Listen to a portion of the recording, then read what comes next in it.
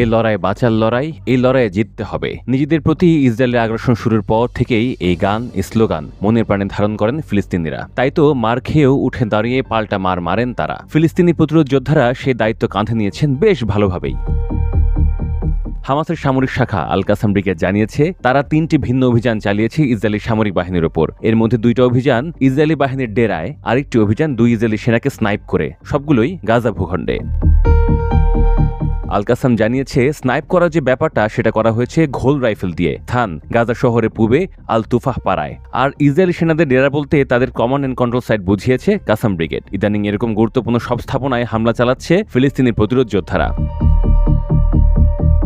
তো ইসরায়েলি সেনাদের command and control সাইটে হামলার মধ্যে একটি স্থান আলতুফা পাড়ার কাছে সুরানি পাহাড় এলাকায়, সেখানে মর্টার যোগে হামলা চালানো হয়। আরেকটি কমান্ড অ্যান্ড কন্ট্রোল সাইট হচ্ছে রাফা শহরের দক্ষিণে সালাহ আল দিন এলাকায়, এখানে 114 মিলিমিটারের রাজুম রকেট দিয়ে হামলা চালানো হয়।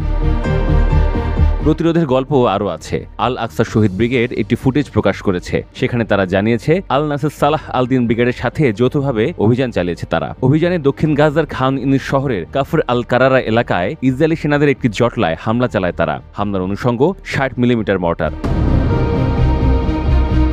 বিশ্লেষকদের মতে স্থল অভিযানের মাত্রা বাড়ানোর পরও ফিলিস্তিনি প্রতিরোধ যোদ্ধাদের তৎপরতা কোনোভাবেই থামাতে পারছে না ইসরায়েলি সামরিক বাহিনী, বরং উল্টো প্রতিরোধের তীব্রতা দিন দিন বাড়ছে।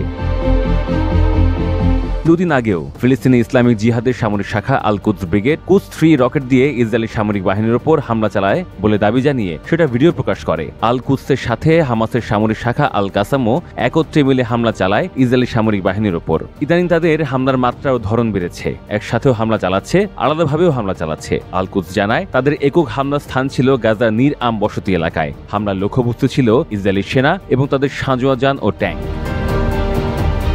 আল কুদস আরও জানায় ইসরায়েলের অপারেশন গিডিয়ন্স চ্যারিয়টসের জবাবে তাদের পাল্টা আক্রমণ অব্যাহত আছে এবং থাকবে। ইসরায়েল সরকারকে জায়নবাদী ভীতু বলেও গালি দেয় আল কুদস।